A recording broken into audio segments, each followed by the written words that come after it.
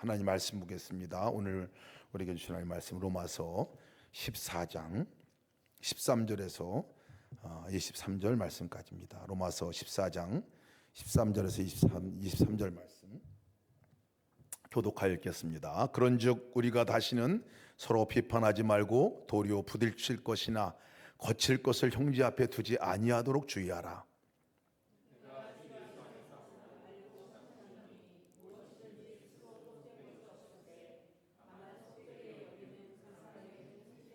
만일 음식으로 말미암아 내 형제가 근심하게 되면 이는 네가 사랑으로 행하지 아니함이라. 그리스도께서 대신하여 죽으신 형제를 내 음식으로 망하게 하지 말라. 하나님 나라는 먹는 것과 마시는 것이 아니요 오직 성령 안에 있는 의와 평강과 희락이라.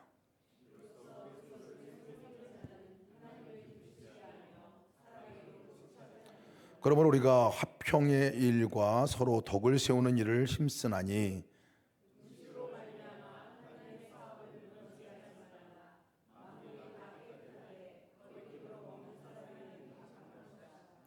고기도 먹지 아니하고 포도주도 마시지 아니하고 무엇이든지 내 형제로 거리끼게 하는 일을 아니함이 아름다우니라.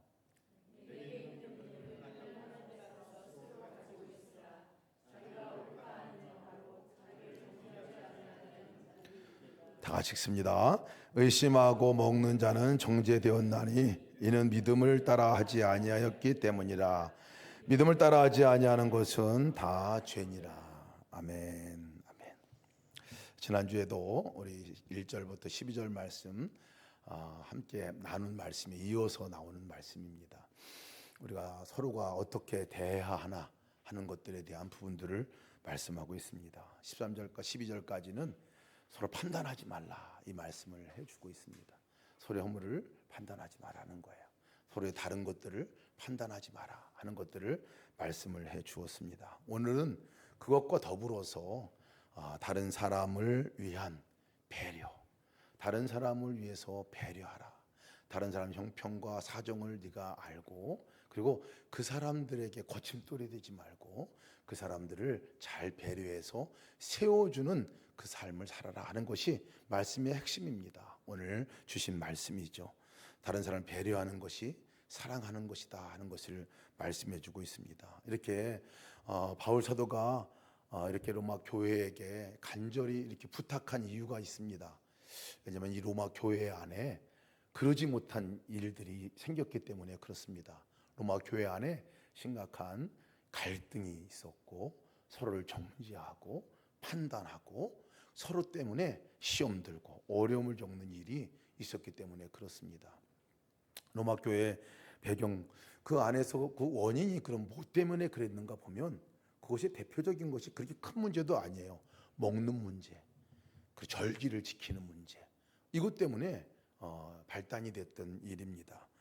이것이 개인의 몇 사람의 문제가 아니라 로마 교회 안에 유대인과 또 이방인 이 사람들을 가운데서 심각한 갈등이 생기고 교회가 깨지기 일보 직전까지 가는 이런 상황을 직면하게 됩니다.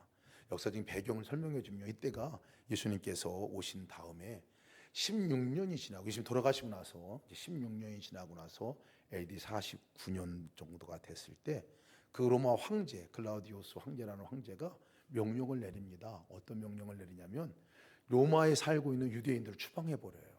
갈등이 있고 유대인들 사이에 갈등이 있고 그래서 유대인들이 문제를 일으키고 반역의 소지가 있다 해서 이렇게 추방을 시켜버립니다. 추방을 시켜요. 그때 브리스길라와 아굴라도 그때 로마에서 추방이 되죠. 그리고 나서 54년이죠. AD 54년 황제가 바뀌어서 이제 네로가 즉위하면서 다시 그 유대인들을 다시 이제 복귀시킵니다. 와서 로마에서 살도록 해줘요. 이러면서 이제 생긴 문제가 있어요. 문제가 뭐냐면 로마 교회 안에 어떤 문제냐면 같이 성도들이 유대인들도 있었고 또 로마인도 저기 그 이방인들도 있었어요. 같이 성도들이 같이 예배 생활을 하다가 갑자기 유대인 성도들이 다 빠져나간 거예요. 그러다가 한참 후에 이제 그 유대 이방인 성도들끼리 이제 예배를 드리고 그 문화가 형성이 되어 있었는데, 갑자기 이제 54년도가 돼가지고 이제 유대인 그리스도인들이 다시 복귀하면서 교회 안에 이제 두 이제 그룹들과의 마찰이 생겼습니다. 교회가 이미 이방인들 중심으로 해서 이렇게 문화도 먹는 것도 그렇고 식사도 그렇고 다 이렇게 형성이 됐는데, 유대인들이 들어오고 나서 보니까, 유대 그리스도인들이 들어와 보니까 다 시험거리인 거예요. 시험거리인 거예요. 왜냐하면 이 이방인 그리스도인들이 그 안에서 자기들 문화, 그냥 특히 먹는 문제, 막 그냥 이방인들에게, 신들에게 제사 드렸던 그 음식들도 땡큼땡큼 와서 먹고, 율법에 금하는, 성경에서 먹지 말라고 하는 것들도 와서 먹고, 이러는 것들이 심각한 문제가 됩니다. 유대인들이 눈으로 볼 때는 다 하면 안 되는 거, 다 부정한 것들이에요. 그것들은 자기가 먹으면 부정하게 지고, 그것은 평생 동안 자기들이 먹어오지 않은 것들인데 그것도 먹게 됩니다. 이것을 보고 서로가 시험이 들었어요. 그래서 이것이 그렇게 그냥 먹는 문제만 끝나는 게 아니라, 그 초대교회 가운데 중요한 의식 가운데 하나가 뭐였느냐면, 애찬을 하는 문제가 중요한 의식이었어요. 애찬. 서로가 예배 때에 항상 성도들이 같이 음식을 나눠서 먹었습니다. 애찬을 하면서 지금의 또 성만찬이죠. 성찬까지 같이 하는 시간을 갖게 됐는데, 이 애찬이 중요한데 서로가 이전에 애찬을 하려고 하지 않는 거예요. 특히 유대인들이 먹은 음식 차려놓은 거 보니까, 음식 가져온 음식들을 보니까 이건 먹지 말아야 돼. 돼지고기가 섞였거나 이방 신들에게 드렸던 음식 같은 게 나오니까 이거를 먹기 싫고, 이거 왜 차려놨느냐 이렇게 얘기하고, 이거 우린 이렇게 왔어, 이건 뭐가 문제가 되느냐, 이거 이방 신한테 드린 거 아니야, 아니 신한테 드린 게 음식하고 뭔 상관이 있느냐, 이러면서 다툼이 생기고 서로가 다른 것 때문에 심각한 문제가 생겼죠. 이 초대교회의 가장 핵심이었던 서로의 사랑의 교제, 사랑과 연합하는 교제가 깨져버렸어요. 그래서 서로를 쉽게 판단하고, 보이는 것 때문에 쉽게 말하고, 그리고 정말 그 예배 가운데 가장 중요한 이 교제도 이제 없어져 버리게 되는 상황이 되었죠. 사실 그 당시에 밖에 있던 음식들, 파는 음식들은 대부분 다 로마 신들에게 제사 드렸던 음식들이었어요. 근데 유대인들은 아주 엄격하게 구분해서 그렇게 음식을 먹었던 사람들이죠. 그래서 이 문제 때문에 바울 사도가 뭐라고 얘기하냐면, 먹는 것으로 말미암아 하나님의 일을 무너지게 하지 말라. 본질이 아닌 것인데 그것이 마치 본질이 돼버렸어요. 구원의 문제하고는 별 관계가 없는 거예요, 사실은. 그런데 그것을 마치 본질인 양 서로가 죽기 살기로 싸우고 있는 그 문제가 생기게 된 겁니다. 바울 사도는 말하고 있는 것이, 이방인들에게 너희가 그 음식을 자유롭게 먹을 수 있지만 그 음식을 규정하고 그것에 대해 부정하다고 생각하는 사람들이 있으면 그거 너희가 먹지 마라 하는 것을 얘기해 주고 있는 거예요. 그리고 또 유대인 그리스도인들에게 너희가 왜 이방인들이 아무 음식이나 먹는다고 너의 잣대와 판단 기준으로다가 그렇게 말하지 마라 하고 얘기하고 있는 거예요. 중요한 것은 그렇게 판단하고 그렇게 너가 옳다 그르다를 따지는 것이 아니라 서로를 향한 배려가 중요한 것이다. 무엇을 먹는가 보다 더 중요한 것은 너희가 어떻게 살아갈 것인가에 관한 부분들을 보는 것이 더 중요하다 하는 것을 얘기해 주고 있습니다. 지난주에 제가 재밌는 얘기를 하나 들었는데, 전라도 여자와 경상도 여자가 만나서 결혼한 이야기입니다. 두 사람이 결혼했는데 행복하게 아주 신혼을 아주 꽁깍지 씌워가지고 살고 있는데, 어느 날 이 아내가 아주 정성스럽게 감자를 쪄가지고 와서 남편에게 대접을 했습니다. 감자를. 그리고 이렇게 감자와 함께 딱 소금을 이렇게 가지고 와서 딱 거기 소금을 종지에다가 넣고 이제 가지고 왔어요. 남자가 정말 사랑스러운 아내가 해준 거니까 얼마나 맛있겠어요. 그래서 감자를 가지고 툭 들고 소금을 탁 찍어서 먹었어요. 근데 소금이 아니라 설탕이었어요. 남자가 화를 내면서, 아니 소금을 가져와야지 어떻게 설탕을 감자에다 놓느냐 하면서 화를 낸 거예요. 우리 지방에서는 소금 아니면 안 먹어 이렇게. 그랬더니 이 전라도 아내가 무슨 소리 하냐, 어떻게 감자를 소금 찍어 먹느냐, 우리 지방에서는 설탕 찍어 먹는다 이렇게 가지고 양보할 수 없는 싸움이 시작이 됐습니다.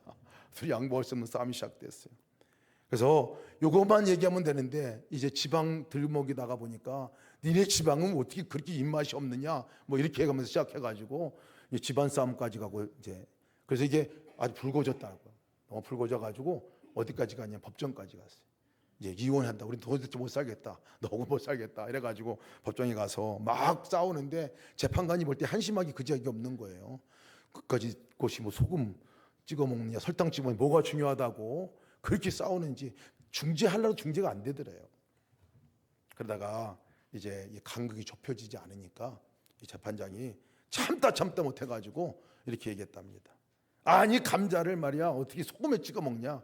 또 설탕은 웬 말이냐? 감자는 고추장에 찍어 먹어야지. 나는 강원도에서는 설탕 고추장에도 찍어 먹어요.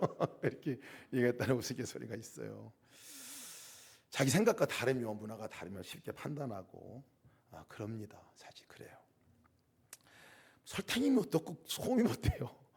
고추장이면 어떻습니까? 사실 우리가 싸우고 판단하는 거 보면 별거 아닌데 그거 가지고 싸우고 판단할 때가 많습니다.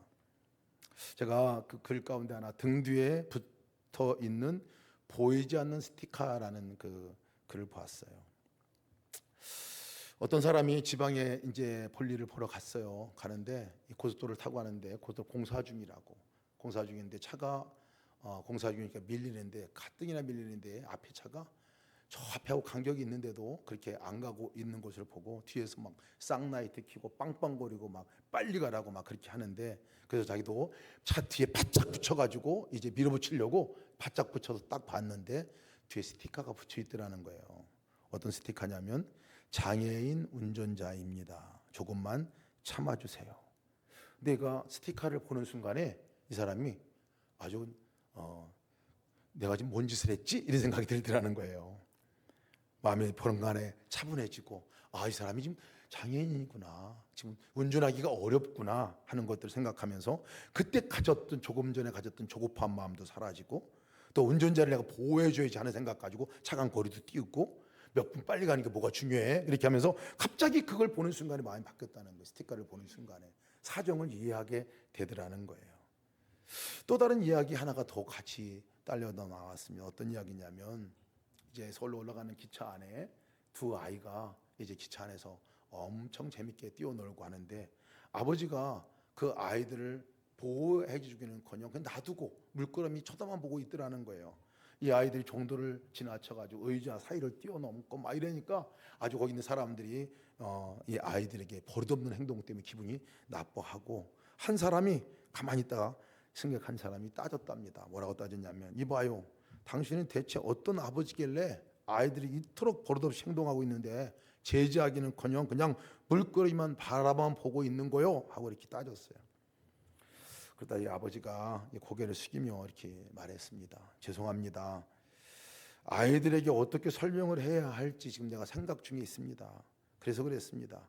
아이 엄마가 친정에 다니러 갔다가 3일 전에 갑자기 교통사고가 나서 세상을 떠나고 말았습니다. 장례를 치르고 아이들과 함께 집으로 가고 있는 중인데 이제 다시는 엄마를 볼 수 없는 불쌍한 아이들에게 죽은 엄마에 대해서 어떻게 설명해야 될지를 고민하고 있는 중입니다. 죄송합니다. 그 승객은 그것을 보고 너무 미안해가지고 자기가 오히려 어쩔 줄 몰라 하고 있었다는 얘기입니다. 눈에는 보이지 않지만 등 뒤에 붙어있는 스티커, 이것이 그 글의 제목이었어요. 그러면서 유시와 시인이 책에 쓴 이 말을 이렇게 기록했습니다. 유시아 시인이 쓴 이 글입니다. 왜 우리는 다른 사람들의 등 뒤에 붙어있는 투명한 스티커를 알아보지 못한 채 성급한 판단을 하고 토닥거리며 싸우고 있는 건가요? 사람들은 저마다 자신의 등 뒤에 다음과 같은 내용이 적혀 있는 보이지 않는 스티커를 붙이고 살아갑니다. 일자리를 잃어서 좌절감에 빠져 있어요. 병마와 싸우느라 지쳐 있어요. 이혼의 상처로 마음이 아파요. 불면증에 시달리냐고 정신이 혼미합니다. 사랑하는 사람을 잃어서 세상을 살고 싶지 않아요. 사람들은 저마다 사실 보이지 않는 이 스티커를 붙이고 살아가는 고독한 삶의 전사다, 이렇게 글에 표현을 하고 있더라고요. 저마다의 사연들이 있는데 사실은 그 스티커 붙어 있는 보이지 않는 스티커는 보지 않고 보이는 것만 가지고 판단하고 보이는 것만 가지고 정죄하는 그 모습이 얼마나 어리석은 일인가, 얼마나 그것이 사랑이 없는 일인가 하는 것들을 얘기해 주고 있습니다. 어쩌면 오늘 바울 사도도 그렇게 얘기하고 있는 것 같습니다. 우리 가운데서 판단하는 일들, 너무 사람과 다른 그 사람에 맞는 상황과 엮고 보이지 않는 스티커가 있는데 우리는 그거 아랑곳하지 않고 내 의견만, 내 주장만 주장하는 것들이 있다면 그것이 얼마나 사랑 없는 일인가 하는 것을 얘기해 주고 있습니다. 13절에 15절까지도 보면 형제를 사랑하는 것 가운데서 어떻게 사랑해야 되는 거냐 하는 것들을 얘기해 주고 있어요. 서로 판단하지 말고, 그래서 부딪힐 것이나 거칠 것을 형제 앞에 두지 말라. 부딪힐 것이나 거칠 것, 상대방에 대해서도 그렇게 마음을 가져야 하지만 나 스스로도 상대방에게 거침돌이 되지 않거나 부딪히는 돌이 되지 않도록 조심하라 하는 얘기를 해주고 있습니다. 왜 그러냐면 15절 말씀 보면 그리스도께서 대신 죽으신 형제로 말미암아 내 음식으로 그를 망하게 하지 말라. 음식 문제 가지고 그것을 자잘못 따지거나 너가 나 먹어도 된다고 해서 먹는 그것이 다른 사람에게 시험이 된다면, 그 사람의 거침돌이 되면 그렇게 해서는 안 되는 거 아니냐 하는 말씀이에요. 그러면서 그 형제가 누구냐에 대해서 얘기를 했어요. 그 형제가 누구냐면 그리스도께서 대신 죽으신 형제다. 여러분, 달라지잖아요. 우리 옆에 있는 사람이 누구냐 바라보면 내가 만나는 어떤 때는 때로는 진상 같거나 때로는 이해할 수 없는 거나 때로는 정말 그냥 나하고 너무 다른 그 사람이, 오늘 성경이 뭐라고 말하냐면 그리스도께서 대신 죽으신 형제요 자매라는 거예요. 예수님이 생명과 맞바꿔서 그래서 한 생명 구원해 준 그 영혼이라는 거예요. 그 영혼. 그러니 그 영혼을 대할 때 어떻게 대하느냐? 그 영혼을 대할 때 바로 존귀하게 대하고, 그래서 내가 그 사람에게 거침돌이 되거나 그 사람을 넘어뜨리는 그것이 되지 않도록 조심하라 하는 얘기입니다. 우리 이래교회 우리 이철희 목사님 우리 주일날 같이 예배를 드리는데 한번 그 얘기를 하시더라고요. 자기가 목회하면서 가장 어려웠던 순간에 얘기를 하시는데 어떤 얘기를 하시냐면 청소년 목회를 하셨어요. 청소년 목회를 하는데 어느 날 아이가 왔는데 어떤 여자 우리 중3짜리 아이였다고 그래요. 그 아이가 같이 예배를 드리고 오는 아이인데 찰나오다 어느 날부터 집을 가출하고 이제 멀리 이제 나가서 어떤 때는 이틀, 어떤 때는 3일, 어떤 때는 5일 이렇게 나가 있다가 인 아이가 있었어요. 근데 그 아이가 이제 그래서 이 목사님이 그 아이를 데리러 대전까지 갔다는 거예요. 대전까지. 그래서 거기 갔다 애 데리고 오느냐고 예배도 늦었고. 근데 그 아이를 가까스로 데리고 와서 이제 예배를 참석하고 그렇게 했는데 그때 왔던 이제 한 다른 교회에서 방문했던 그 성도가 그곳을 보고 목사님에게 목사님 어떻게 예배 시간에 늦을 수 있느냐라는 그 얘기를 하셨다는 거예요. 그런데 그건 두 번째치고 그 아이가 와서도 여전히 태도가 불량해 보이고 그 아이가 삐죽삐죽하고 그러니까 그 아이를 향해서 너는 어떻게 버리실 게 없느냐라고 얘기를 했다는 거예요. 그리고 나서 그 다음 주부터 이 아이가 교회를 나오지 않았다. 그러니까 자기가 너무 충격을 받아가지고 그분들에게 오지 말라고 그랬다는 거예요. 교회 오지 마라 당신. 우리 교회 오지 마라 이렇게 얘기를 했다는 얘기를 들어 너무 실망이 되고, 한 아이를 그 아이를 그렇게 교회에 이끌기 위해서 그 아이를 데리러 가고 몇 번 그런 경우가 있었다는 거예요. 그리고 가까스로 교회 와서 이제 정착하고 예수님 믿는 그 믿음의 자리로 가고 있는데 그 말 한마디가 그 아이를 다시 또 그냥 교회 밖으로 내보냈다 하는 것들을 얘기를 하면서 너무 아파하는 얘기를 들었습니다. 우리가 다른 사람에게 거침돌이 될 수도 있고 그 사람을 살릴 수도 있습니다. 그 한 영혼을 우리가 와서 사랑으로 품어줄 수도 있고, 마치 보이지 않는 스티커를 붙이고 있는 그 영혼을 우리가 생각해보고 우리가 돌아봤다면 그러지 않겠죠. 우리는 너무나 쉽게 사실은 내가 하고 싶은 것들을 잘 하고 싶어 합니다. 그리고 그것이 옳다고 얘기를 합니다.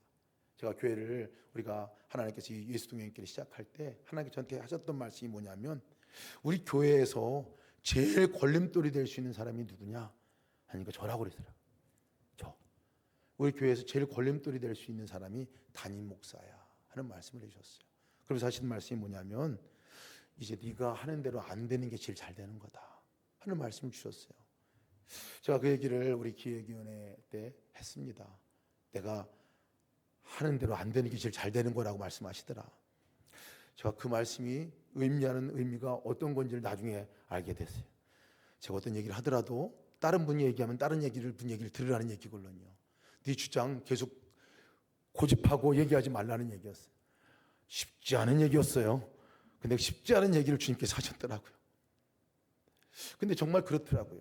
보니까 제가 우리 교회에 가장 걸림돌이 될 수 있는 사람이었다는 것을 알게 됩니다. 왜냐하면 다른 분들이 자기 방식대로 여러 가지 섬기고 봉사하고 애쓰는 그 일 가운데서 내 방식이 이겁니다라고 하면서 나갈 때 얼마나 크게 상처가 될까, 그것이 얼마나 거침돌이 될까 하는 것들에 대한 말씀이었습니다. 지난 우리 결혼식, 홍정실 집사님 우리 결혼식 할 때도 제가 그럴 뻔했어요. 거침돌이 될 뻔했어요. 너무 잘 준비해놓고 너무 이게 잘 해놓고 그렇게 예행 연습까지 다 준다 그것도 모르고 가가지고 신랑이 오른쪽에서 해야 되느냐 왼쪽에서 해야 되느냐 신부치기 오른쪽이냐 신랑치기 오른쪽이냐 이거 가지고 제가 막 얘기를 하고 있더라고요. 얘기를 하고 있다. 그리고 연습했는지도 모르고 내가 신랑 데려다 놓고 가가지고 이렇게 들어가는 겁니다. 얘기를 하고 있더라고요. 나중 보니까 연습도 다 했고 또 그리고 오른쪽이 뭐 덥고 왼쪽이 못해요. 제가 정신이 번쩍 들더라고요. 그래서 제가 준비하신 대로 하시라고 말씀드리고 죄송하다 말씀드렸어요. 혹시 그때 죄송하다는 말씀 못 들었으면 이 시간에 죄송하다 다시 말씀드리겠습니다. 네, 우리 두 분 죄송합니다. 제가 죄송합니다. 그 결혼식이 그렇게 행복했던 결혼식이 자칫 잘못됐으면 뭔가 서로 판단하고 뭔가 서로가 그러면서 끝날 수도 있는 상황이 저로부터 올 수도 있었겠다 생각이 들다. 그것뿐만이 아니에요. 매번 그렇더라고요. 매번. 가정에서도 그렇더라고요. 가정에서도. 내가 원하는 방식이 있잖아요. 내가 하는 방식대로 그거 고집하다 보면 다 죽어요. 다 죽더라고요. 오늘 말씀은 서로를 바라보라는 얘기입니다.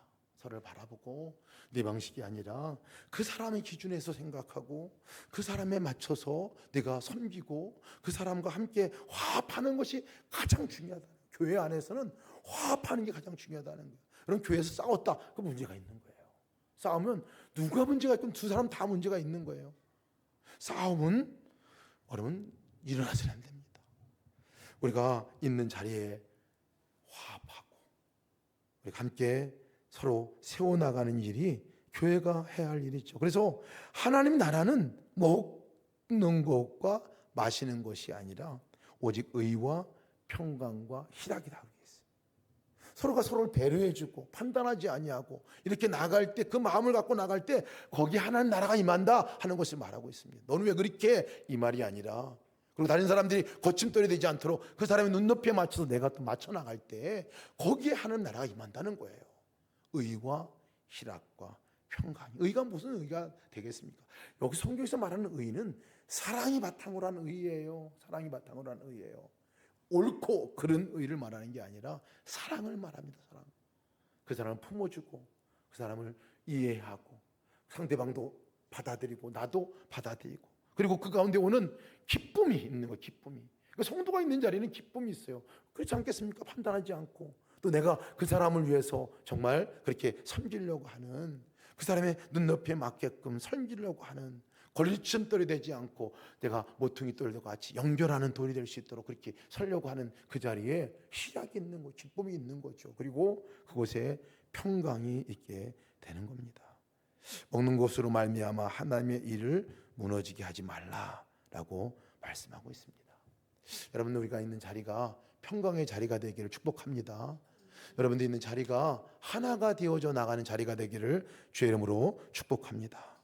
19절 말씀 보면 이러므로 화평의 일과 서로 덕을 세우는 일에 힘쓰나니 화평의 일, 덕을 세우는 일이 정말 이것이 우리의 역할이라는 거예요. 우리의 교회 안에서 역할이라는 거예요. 논쟁에서 이기는 것보다도 관계를 지키는 게 진짜 더 큰 승리라고 하는 거예요. 내가 논리적으로다가 그 사람을 설득시켜서 이기는 것, 그것은 잠시의 희열이 있을지 모르겠지만 그 사람에게 있어서는, 서로에게 있어서는 화합이 깨지고 평화가 깨지는 일이 참 많습니다. 덕을 세운다는 말은요, 건물을 세운다 이런 뜻이에요. 서로를 세운다는 말입니다. 성경에 보면 거치는 돌과 모퉁이 돌이 나와요. 근데 우리가 누구냐라고 얘기할 때는 모퉁이 돌이라고 얘기합니다. 모퉁이 돌.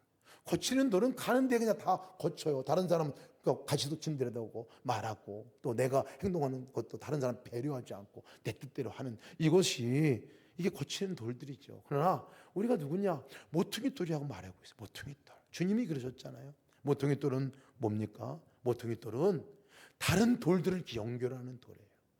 내가 있는 자리에 다른 사람들이 연결이 되어져요. 오해가 있는 사람들이 하나가 되어져요. 서로가 사랑의 관계가 끊어졌던 사람들이 서로가 이해하는 자리로 만들어줘요. 그런 자리, 그것이 모퉁이 돌이 우리의 정체성이라는 것을 얘기해주고 있죠. 하나님도 우리를 판단하지 않습니다. 예수님도 우리를 판단하지 않아요. 우리가 정말 부족하고 연약한 것도 있다 하더라도 존재 자체를 인정해주고, 그리고 또 주님께서도 마찬가지로 우리를 위해서 배려해 주시는 배려는 놀랍잖아요. 어떻게 배려를 하시냐? 하나님인데 사람이 되어서 오신 배려, 그리고 내 죄를 위해서 당신의 목숨을 내놓는 배려, 이것이 주님께서 행하셨던 일입니다. 우리가 그 일들을 갖고 살아가. 먼저 우리가 은혜 입은 사람이거든요. 은혜 입은 사람으로 우리가 함께 은혜를 나누는 삶이 되시기를 주의 이름으로 축복합니다.